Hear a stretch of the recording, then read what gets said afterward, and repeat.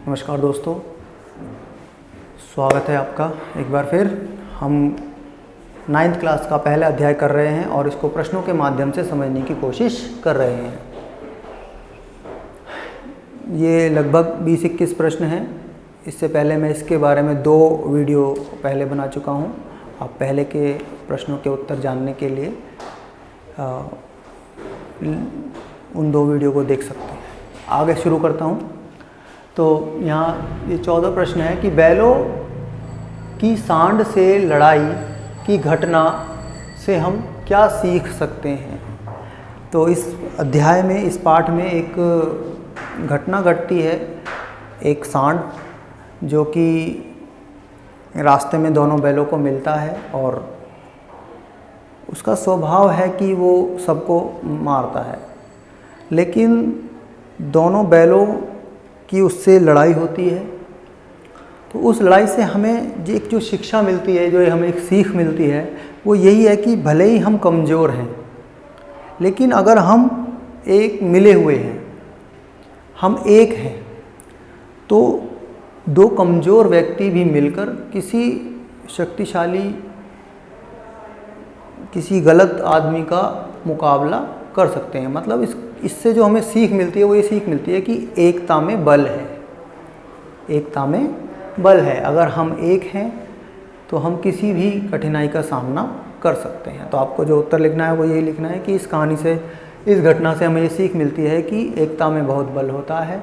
मिलजुल कर हम किसी भी समस्या का सामना कर सकते हैं। काजी हाउस किसे कहते हैं? काजी हाउस एक सरकारी इमारत का नाम है। एक ऐसी जगह है जहां आवारा पशुओं को पकड़कर बंद कर दिया जाता है, उसको हम काजी हाउस कहते हैं। काजी हाउस में जानवरों की हाजिरी क्यों ली जाती थी?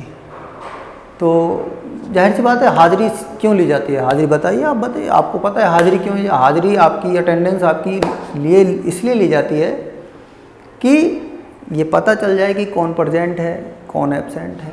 सेम बात यही है कि जो जानवर उन्होंने बंद कर रखे हैं वो जानवर पूरे हैं, कोई भाग तो नहीं गया है, कोई मर तो नहीं गया है, तो इसलिए वहाँ हाजिरी ली जाती थी। अब वहाँ ऐसे हाजिरी नहीं ली जाती थी कि हाँ भाई बैल खड़ा हो जा, गधा खड़ा हो जा, घोड़ा खड़ा हो जा। वो काउंट करते थे उनको कि हाँ भाई हमारे पास इतने जानवर थे और इतने हो गए। ठीक है, अगला क्वेश्चन। काजी हाउस से बैलों को खरीदने वाला व्यक्ति कौन था? हम जानते हैं कि काजी हाउस से मोती ने सारे जानवरों को भगा दिया था। बाद में कुछ समय बाद, जब बहुत समय बीत गया, तो काजी हाउस में जितने भी जानवर और इकट्ठा हुए उनकी फिर वहाँ पर नीलामी की जाती थी। तो उस नीलामी के दौरान एक आदमी ने इन दोनों बैलों को खरीद लिया था और वो आदमी कोई और नहीं, कसाई था। वो उन बैलों को अपने कसाई खाने में ले जा रहा था। परिचित राह पाकर दोनों बैलों में उत्साह कैसे आ गया? अब उत्साह कैसे आ गया परिचित राह पाकर? काजी हाउस में बहुत समय तक रहकर बैल बिल्कुल बहुत कमज़ोर हो चुके थे, उनमें बिल्कुल भी जान नहीं थी। उनकी रस्सी पकड़ के उन्हें पता था कि अब यह हमें मारने के लिए ले जा रहा है। जहाँ ले जा रहा है वो बेचारे जा रहे थे, अधमरे से थे बिल्कुल। लेकिन जब वो जा रहे थे तो उन्हें लगा कि यार ये रास्ता कुछ जाना पहचाना है, कुछ देखा हुआ है। तो बस जैसे ही उन्हें पता चला कि हाँ अब ये राह हमारी जानी पहचानी है, तो उनके मन में उम्मीद जाग गई कि अब हम बच सकते हैं। अगर हम इससे छूट जाएं तो हम कहीं पहुंच जाएंगे, और जो उनका घर है, अगर एक बार हम वहाँ पहुँच गए तो ये आदमी हमारा कुछ नहीं कर पाएगा।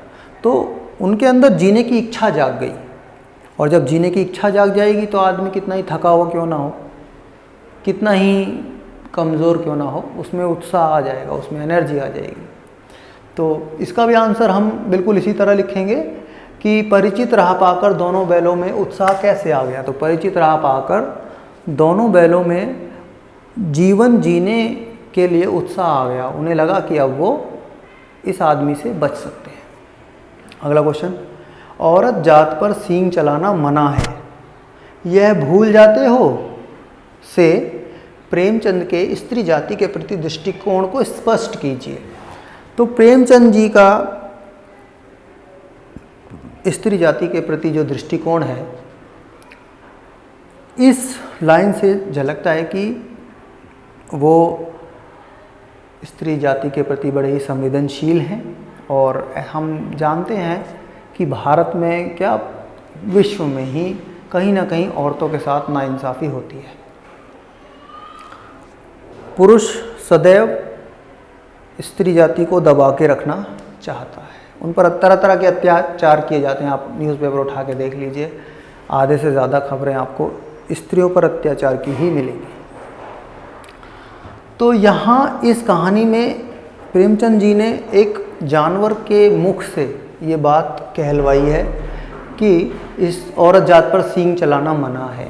हीरा ने मोती को कहा था ये लाइन कि स्त्री जाति पर सींग चलाना मना है। तो प्रेमचंद जी का ये दृष्टिकोण है कि वो हमारे समाज पर एक व्यंग कर रहे हैं। वो हमें बता रहे हैं कि जानवर भी स्त्रियों पर सींग नहीं चलाते, तो आप तो इंसान हो, हम तो इंसान हैं, मनुष्य हैं, हम इन पर क्यों अत्याचार कर रहे हैं, हम इन पर क्यों जुल्म कर रहे हैं। और जब ये कहानी उन्होंने लिखी थी आज से लगभग 80 साल पहले के करीब, तो उस समय तो समाज की स्थिति और ज़्यादा ख़राब थी। शहरों में फिर भी अभी हम कह सकते हैं चलो ठीक है, लेकिन गाँव में आज भी वही स्थिति है। तो ये एक व्यंग है, ये प्रेमचंद जी का हमारे समाज पर एक व्यंग है कि जानवर भी इतने संवेदनशील हैं कि वो औरतों पर जुल्म ना करें। तो हम तो इंसान हैं, हमें भी स्त्रियों पर जुल्म नहीं करने चाहिए, अत्याचार नहीं करने चाहिए, उनका सम्मान करना चाहिए। अगला क्वेश्चन, इस कहानी में सबसे अच्छा पात्र आपको कौन लगा और क्यों? ये क्वेश्चन मैं आप पर छोड़ता हूँ, आप खुद सोचिए कि आपको सबसे अच्छा पात्र कौन लगा। कई सारे पात्र हैं, दोनों बैल हैं, हीरा और मोती, झूरी है, गया है, या झूरी की पत्नी है। आपको कौन सा इनमें से पात्र अच्छा लग रहा है? आप सोचिए, कहानी पढ़िए, देखिए कि कौन सा पात्र सबसे अच्छा है। छोटी लड़की है, तो जो भी आपको अच्छा पात्र लगे उसी के पक्ष में तर्क दीजिए कि हाँ ये पात्र हमें अच्छा लगता है और इसके ये कारण है कि उसने ये किया, उसने इस बात का ध्यान रखा, उसने इस चीज़ को समझा, कोई भी हो सकता है वो, ठीक है। तो ये आपकी समझ के ऊपर है, इसको अपने आप कीजिए। धन्यवाद, मिलते हैं आपसे अगले वीडियो में। नमस्ते, धन्यवाद।